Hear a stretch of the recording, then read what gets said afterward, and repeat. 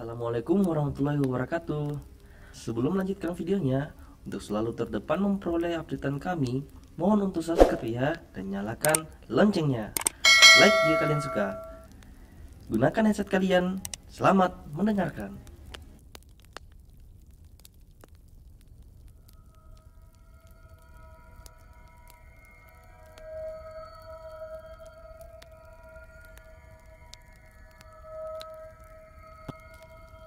Assalamualaikum warahmatullahi wabarakatuh. Jumpa lagi dengan podcast malam Jumat. Kali ini saya akan bercerita tentang pengalaman pribadi saya saat mendaki Gunung Welirang Arjuna di Via Tretes, Jawa Timur. Pada saat itu saya merantau ke Tanah Jawa tahun 2015 awal. Kebetulan saya melanjutkan pendidikan saya jenjang strata 2 di ITS Surabaya tahun 2015. Singkat cerita, diputuskanlah 2 hari sebelum Ramadan 2015 untuk mendaki ke Welirang Gunung Welirang Arjuna melalui Via Tretes. Berangkat dengan 6 orang, semua para lelaki, karena kami tidak mau mengambil risiko untuk membawa seorang perempuan. Maka saat itu kan ada satu perempuan mau ikut rombongan kita untuk mendaki, tapi dengan berbagai macam cara menolak dia dengan baik-baik. Akhirnya dia mengurungkan niat untuk pergi ikut kami. Oke, lanjut. Berangkat dari kota Surabaya berlima dengan titik kumpul di alun-alun Jayandaru, Sidoarjo, dan seorang lagi menunggu di Pasar Porong. Saya, adikku, Pak Andri, Matthew, Mas Dedi, dan Mas Cahya. Ini berenam ya, kami nama-nama yang akan berangkat. Sembari menunggu Matthew, kira-kira berlima makanlah kita bebek goreng di Pasar Porong. Gak taunya Matthew sudah di pom area Tretes. Bergegaslah kami berlima menyusulnya. Sampai di sana, ban motor Mas Dedi gembos. Carilah kita bengkel dan tidak ketemu satupun bengkel. Lama-kelamaan kita cari, tiba-tiba ada orang dermawan menawarkan bantuan untuk menyimpan motor Mas Dedi di rumahnya. Dan ketika kita turun barulah dibengkelin.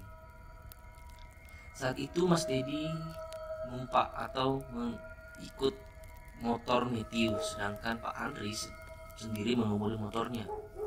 Tibalah kita di pos perizinan pendakian Gunung Arjuna Via Tretes. Saat itu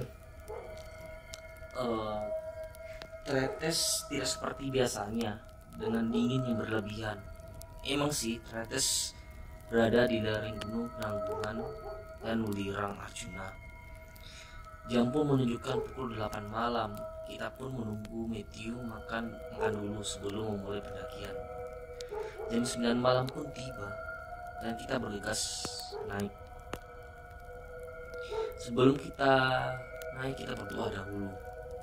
Singkat cerita, sekitar 30 menit perjalanan, kami bertemu dengan seorang kakek dengan sarung yang lusuh dan wajah lelah. Saya pun bertanya, "Kek, kakek tersesat?" Dan kakek pun hanya tersenyum dan melanjutkan perjalanan turun, tetapi berbeda arah dari jalur pendakian. Kami pun bingung dan bertanya-tanya dalam hati. Tanpa menghiraukan itu, kami melanjutkan perjalanan kami. Sebelum pos Kokopan, kami sempat duduk dan beristirahat dan bercerita tentang perkuliahan kami. Tak lama kemudian, saya mendengar ada suara perempuan menangis, dan saya menegur tim untuk diam. Makin lama suara tangisan makin terisak dan mengumam. Kami pun terdiam dengan wajah yang bingung. Mas Dedi pun menggerutu, Gak usah diusik, biarin aja." Walaupun begitu, dalam batin kami tidak terusik. Lanjut perjalanan, akhirnya kita sampai di pos Kokopan tepat jam 12 malam saat itu. Kita pun pasang tenda, berfoto, dan masak makan malam. Pas masak ini, saat itu Matthew masak dan Mas Dedi Aku saat itu lagi bersenda gurau dengan Pak Andri. Kebetulan Pak Andri ini berasal dari Papua, dia suka cerita mob gitu. Pas dia ngemop, kita pun tertawa dan ada yang ikut ketawa juga dong. Ketawanya aja itu berasal dari pohon yang begitu lebat. Spontan kami pun semua terdiam dan hanya menggunakan bahasa tubuh menuju ke arah tenda untuk segera skip malam itu. Saat itu kami membangun 2 tenda ya. Saya ingat sekali cekikan atau ketawa itu, suara perempuan yang biasa kita dengar kalau film horor. Merinding saya. Oke, langsung kita masuk ke tenda. Saya pun tidur di sisi kanan tenda. Saat semua telah terlelap dan saya belum bisa tidur karena terngiang suara tawa dan tangis di perjalanan itu. Dan kalian pernah tahu, di sisi pas sampingku ada suara yang menggelegar nafas. Tendanya itu juga kayak kempas-kempis mengikuti helaan nafas itu. Saya mau teriak tapi tak bisa. Mau membangunkan teman dan adik saya juga takut mengganggu mereka. Tanpa melakukan apapun, saya menutup mata dengan mendengarkan helaan nafas itu. Saya pun terlelap pada itu. Pagi pun tiba dan tidak sadar saya pun terbangun dan melihat matahari terbit sambil menghela nafas dan dalam hati berkata, akhirnya terlewatkan juga malam itu. Kami pun sarapan dan langsung melanjutkan perjalanan. Kemudian singkat cerita lagi ya, kita tiba di pos pondokan jam 2 sore. Bergegaslah kita membangun tenda di balik rumah para penambang.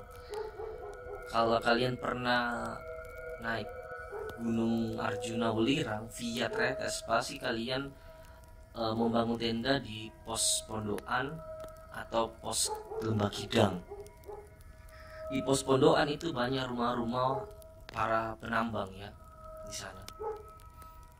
Saya membangun tenda pas di belakang antara rumah-rumah tersebut.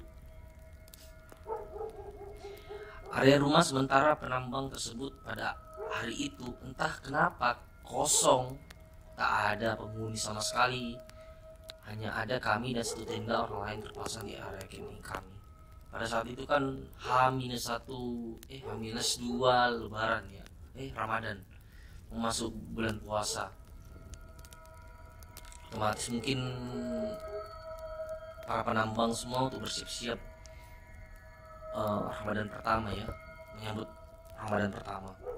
Kemudian saya mendekati tenda tersebut, tenda orang yang sebelah saya, dan ada kertas bertuliskan begini: kami berenam dalam perjalanan menuju puncak Arjuna pukul 13.00 waktu Indonesia Barat, tanggal sesuai pada hari itu.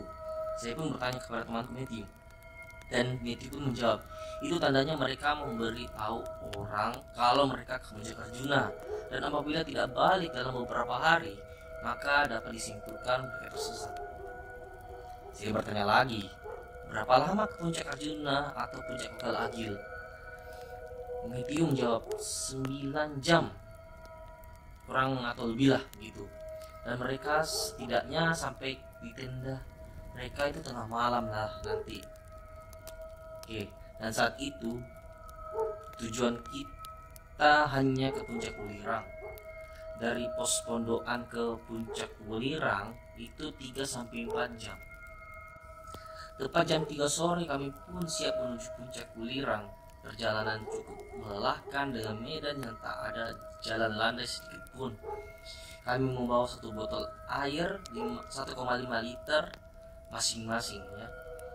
Singkat cerita, kita sampai ke puncak dan hanya kami berenam dan menikmati sunset pertamaku di puncak gunung itu. Kami hanya berenam di sana tanpa seorang pun. Tanpa sadar, cuaca semakin dingin dan larut malam. Kami menyalakan senter untuk balik ke tenda pos pondokan. Di tengah perjalanan, senter salah satu dari kami rusak. Jadi spontan kami cemas dengan tersisa 5 senter kami ya. Kami pun mengirit daya baterai dengan hanya memakai 3 senter saja. Saat itu Pak Andri mengalami keselan kaki dan harus menggunakan tongkat untuk turun. Paksa, tongkat yang saya sering gunakan itu saya berikan ke Pak Andri untuk membantu dia berjalan. Kami pun melambatkan langkah kaki. Jam pun jatuh pukul 7 malam. Berarti masih 1 jam belum perjalanan turun, pikirku ya saat itu.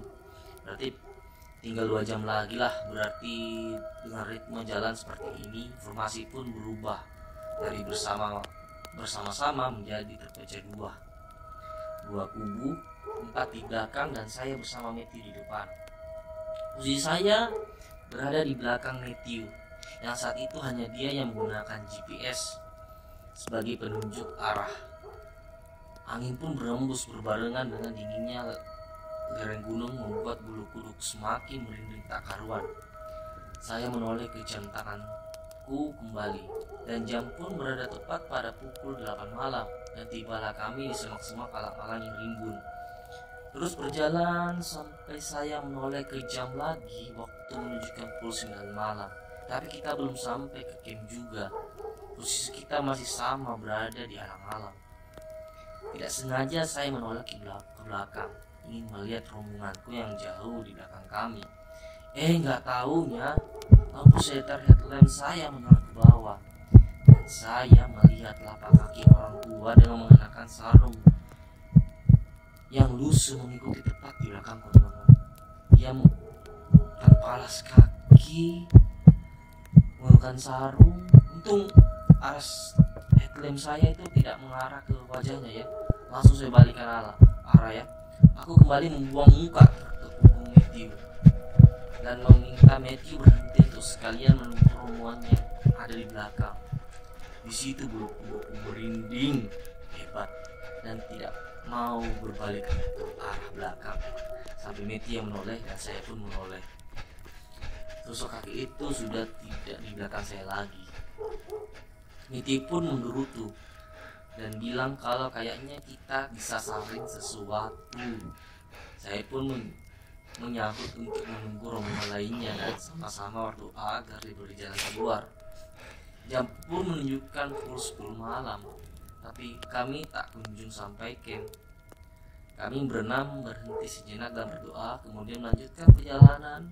Di perjalanan kami mendengar ada suara gesekan dan dari semak-semak, dan dengar ada suara tangisan perempuan lagi dan lagi.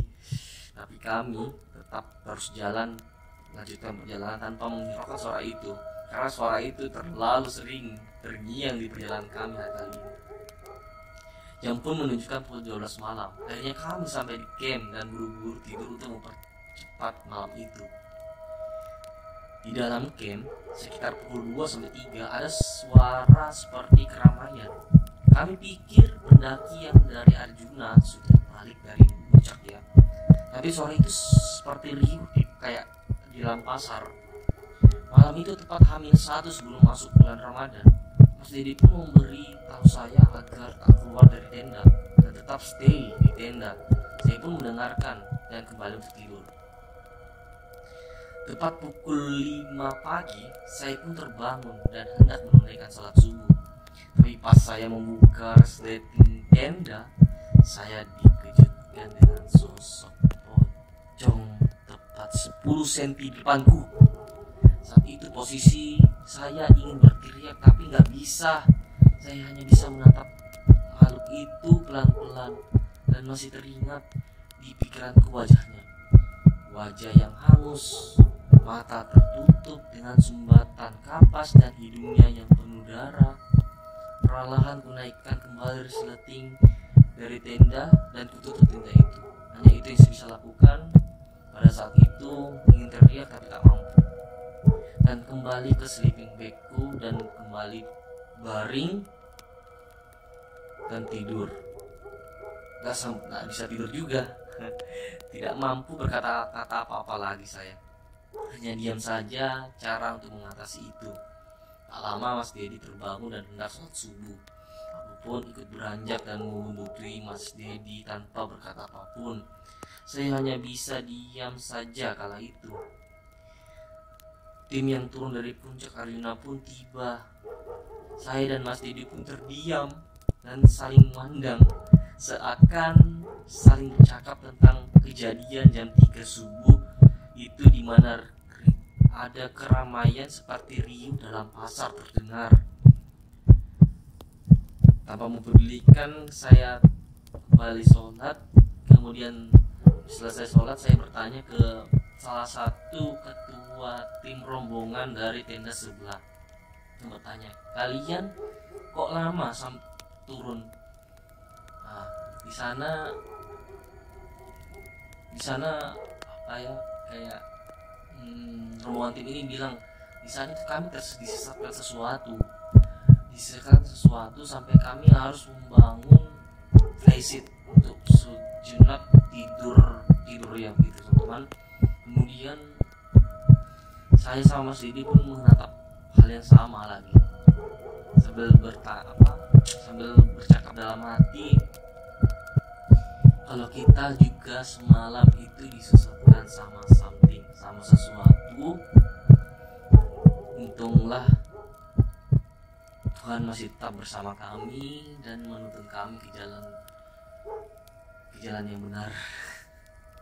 Sungguh pengalaman yang sangat tidak terlupakan buat saya saat itu.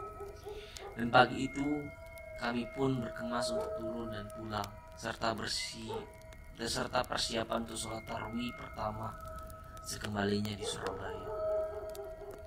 Oke, sekian dan terima kasih. Semoga menghibur.